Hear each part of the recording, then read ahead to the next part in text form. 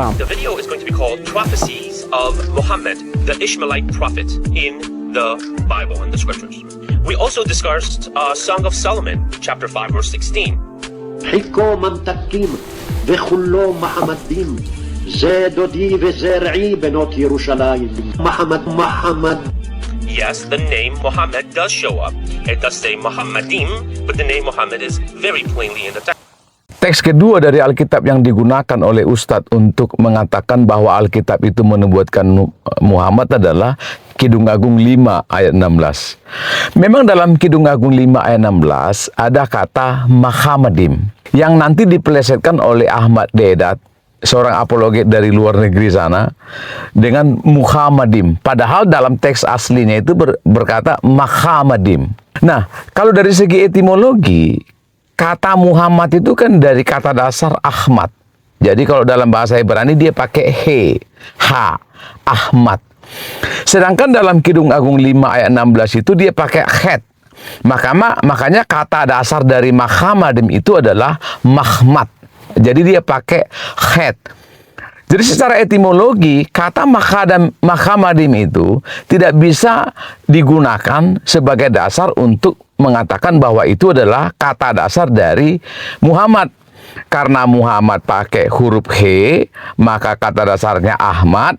Sedangkan Muhammadim dalam Kidung Agung 5 ayat 16 itu pakai het, kh, gitu. Jadi Mahmad sangat berbeda dengan Ahmad. Itu dari segi etimologi. Nah, yang kedua, ada kata akhiran itu kan ada im di sana, Muhammadim. Kalau diartikan itu terpuji atau kekasihku atau orang yang dikasihi. Dalam bahasa Ibrani im itu adalah akhiran untuk jamak atau plural, begitu. Misalnya dalam bahasa Ibrani ada kata melech, itu diartikan king atau raja. Maka melechim dia artinya menjadi raja-raja, artinya ada beberapa raja. Jadi kalau misalnya Muhammadim, im itu diartikan sebagai dari kata dasar untuk Pak Muhammad, berarti Anda harusnya mengartikan Muhammadim itu menjadi Muhammad. Walaupun sebenarnya tadi sudah saya katakan bahwa kata Ahmad itu tidak mungkin kata dasarnya dari kata Mahmad dalam Muhammadim dalam Kidung Agung 5 ayat 16 itu. Jadi ini sesuatu juga yang saya tidak tahu ilmu apa yang digunakan oleh ustadz-ustadz ini. Mereka hanya comot-comot saja. Karena dari segi etimologi itu tidak benar. Yang kedua, secara konteks kitab. Kidung Agung itu kan adalah kitab puisi.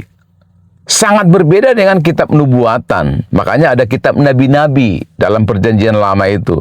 Yesaya, Yeremia, Daniel, dan juga seterusnya. Jadi konteks dari Kidung Agung itu adalah Salomo sedang memuji istri-istrinya. Ya, orang-orang yang cantik. Makanya dari segi bahasa Indonesia pun lucu sekali kalau menggunakan kata Muhammadim itu untuk nama Muhammad, karena secara pengertian itu digunakan untuk kata sifat orang yang sedang memuji wanita-wanita lain. Jadi sekali lagi dari banyak aspek Kidung Agung 5 ayat 16 itu mustahil Anda gunakan untuk menggunakan kata Muhammadim sebagai dasar untuk meneguhkan nama dari Muhammad, begitu.